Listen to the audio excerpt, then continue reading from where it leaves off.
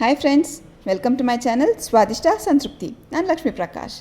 ನಾವಿವತ್ತು ತುಂಬ ಹಳೇದಂತ ಅಡುಗೆನ ಕಲ್ತ್ಕೋತಾ ಇದ್ದೀವಿ.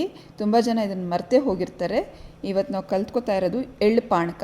ಇದಕ್ಕೆ ಎಳ್ಳನ್ನು 20 ನಿಮಿಷ ನೆನೆಸಿಟ್ಟಿದ್ದೀನಿ.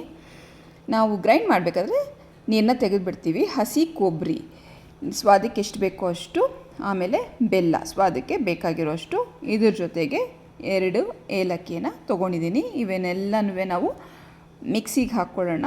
ಎಷ್ಟು ಫೈನ್ ಪೇಸ್ಟ್ ಆಗುತ್ತೋ ಅಷ್ಟು ಫೈನ್ ಪೇಸ್ಟ್ ಮಾಡ್ಕೊಳ್ಳೋಣ.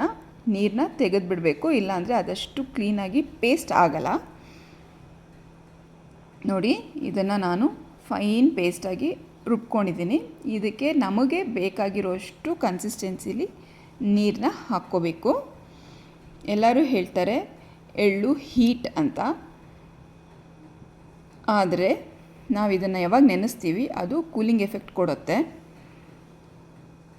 ಪುಡಿ ಬೆಲ್ಲ ತೊಗೊಂಡಿರೋದ್ರಿಂದ ಬೇಗ ಕರಗೋಗುತ್ತೆ. ಸೊ ಸ್ವಾದಕ್ಕೆ ಎಷ್ಟು ಬೇಕೋ ಅಷ್ಟು ತೊಗೊಂಡು ಕ್ಲೀನಾಗಿ ಕಲಿಸ್ಬಿಟ್ರೆ ಕರಗೋಗುತ್ತೆ.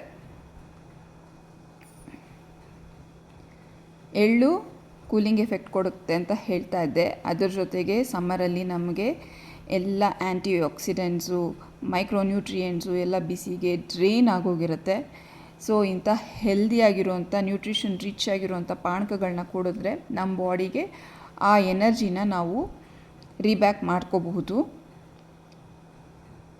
ಎಳ್ಳಲ್ಲಿ ಆ್ಯಂಟಿ ಆಕ್ಸಿಡೆಂಟ್ಸ್ ಇರುತ್ತೆ, ಕ್ಯಾಲ್ಶಿಯಂ ಇರುತ್ತೆ. ನಾನೆಲ್ಲ ಒಂದೊಂದೇ ಬೆನಿಫಿಟ್ಸ್ ಹೇಳ್ತಾ ಇದ್ದೀನಿ. ಇದರಲ್ಲಿ ಇನ್ನೂ ಜಾಸ್ತಿ ಬೆನಿಫಿಟ್ಸ್ ಇದೆ, ನಿಮಗೆಲ್ಲರಿಗೂ ಗೊತ್ತು.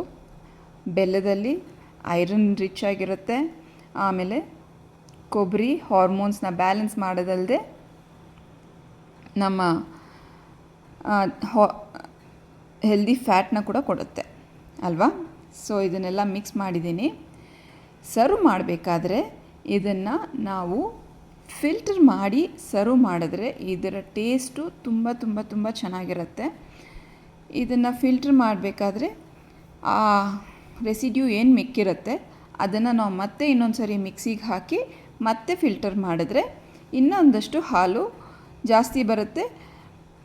ಹೀಗೆ ಮಾಡೋದ್ರಿಂದ ಟೇಸ್ಟ್ ತುಂಬ ಚೆನ್ನಾಗಿರುತ್ತೆ. ಟ್ರೈ ಮಾಡಿ ನೋಡಿ. ನಿಮಗೆ ಇಷ್ಟ ಆಯಿತು ಅಂದರೆ ನಿಮ್ಮ ಫ್ರೆಂಡ್ಸ್ ಆ್ಯಂಡ್ ಫ್ಯಾಮಿಲಿಗೆ ಶೇರ್ ಮಾಡೋದನ್ನು ಮರಿಬೇಡಿ. ಹಾಗೆ ಹೆಂಗಿತ್ತು ಅಂತ ಕಾಮೆಂಟ್ ಮಾಡಿ ನನಗೆ ತಿಳಿಸೋದು ಕೂಡ ಮರಿಬೇಡಿ.